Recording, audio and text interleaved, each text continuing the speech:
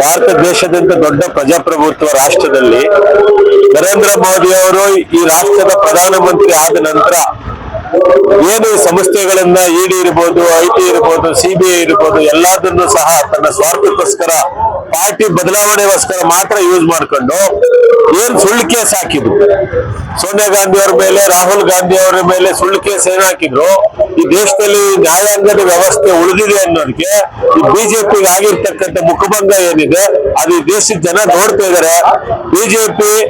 ಬಿಜೆಪಿಗೆ ಧಿಕ್ಕಾರ ಕೂಗ್ತಾ ಅವ್ರು ಇನ್ನು ಮೇಲಾದ್ರೂ ಬುದ್ಧಿ ಕಲ್ತ್ಕೊಂಡು ನ್ಯಾಯಯುತವಾದ ಚುನಾವಣೆ ಗೆದ್ದು ಬರಬೇಕೆ ಹೊರತು ವಿರೋಧ ಪಕ್ಷಗಳನ್ನ ಈ ತರ ಐಟಿ, ಇಡಿ, ಸಿಬಿಐ ಮೂಲಕ ಕಟ್ಟಾಕಿದ್ರೆ ದೇಶದ ಜನ ಅವರಿಗೆ ಸರಿಯಾದ ಪಾಠ ಕಲಿಸ್ತಾರೆ ಅಂತ ಹೇಳ್ಬಿಟ್ಟು ಸುಪ್ರೀಂ ಕೋರ್ಟ್ ಏನ್ ಚಾಟಿ ಬೀಸಿದೆ.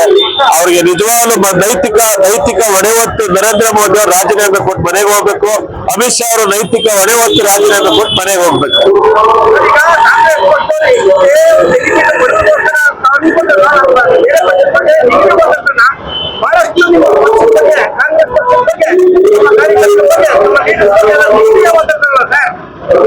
ನರೇಂದ್ರ ಮೋದಿ ಅವರು ನಿಜವಾಗ್ಲೂ ಜನಗಳಿಂದ ಆಯ್ಕೆಯಾಗಿ ಹೋಗಿ ಪ್ರಧಾನಮಂತ್ರಿ ಆಗಿದ್ರೆ ಆತರ ಬರಲ್ಲ.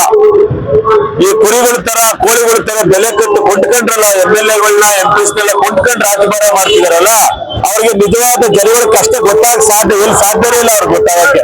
ಹಂಗಾಗಿ ಅವ್ರ ಬಾಯಲ್ಲಿ ಪಾಸಿಟಿವ್ ಬೆಲೆ ಬರ್ತಾ ಇದೆ. ದೇಶ ಕರ್ತವ್ರು ಕಾಂಗ್ರೆಸ್ನಲ್ಲಿ ಗೂಡು ಹೋದೆ, ಇರುವೆ ಗೂಡು ಕರ್ತದೆ ಬಂದು ಸೇರ್ಕೊಂಡಂಗೆ ಆಗ್ಬಿಟ್ಟಿದೆ. ಈಗ ದೇಶ ಕರ್ತವ್ರು ಕಾಂಗ್ರೆಸ್ನವರು, ಆದ್ರೆ ನರೇಂದ್ರ ಮೋದಿ ಅವರು ಬಂದು ಸೇರ್ಕೊಂಡು ಆಡಳಿತ ಮಾಡ್ತಿದ್ದಾರೆ ಅಷ್ಟೇ.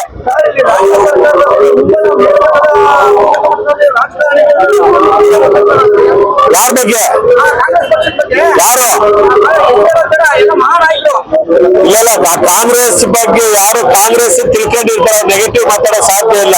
ಯಾರು ಸಣ್ಣ ಪುಟ್ಟ ಅಧಿಕಾರಕ್ಕೆ ಬಂದು ಆಸೆ ಹೋಗಿರ್ತಾರಲ್ಲ ಅವ್ರು ಮಾತ್ರ ನೆಗೆಟಿವ್ ಮಾತಾಡ್ಬೇಕು. ಕಾಂಗ್ರೆಸ್ ಈ ದೇಶ ಕಟ್ಟಿದಿರಿ, ಈ ಜನಾಂಗನ ಕಟ್ಟಿದೆ. ಆದ್ರಿಂದ ಕಾಂಗ್ರೆಸ್ ಯಾರು ವಿರೋಧ ಮಾಡ್ತಾರೆ, ಯಾರು ನೆಗೆಟಿವ್ ಮಾತಾಡಿದ್ರೆ ಅವ್ರ ದೇಶದ ಪ್ರಜೆಗಳಲ್ಲ ಅಂತ ನನಗನ್ಸ್ತೈತೆ.